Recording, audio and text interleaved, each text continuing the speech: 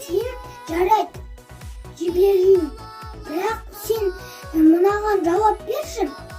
Неліктен сендер әр уақытта шат болып жүресіңдер?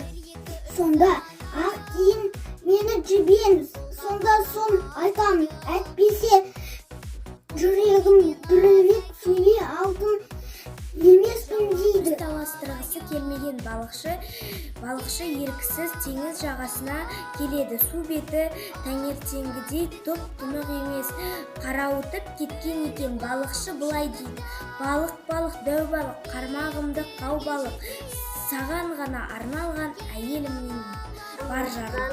Амандасу қажет екендігін түсінеді. Сәлеметсіз бе, мейірімді үңгір, сенің кеңдігінің және тыныштығын жанға рахат сыйлағандай маған кіруге рұқсат етші.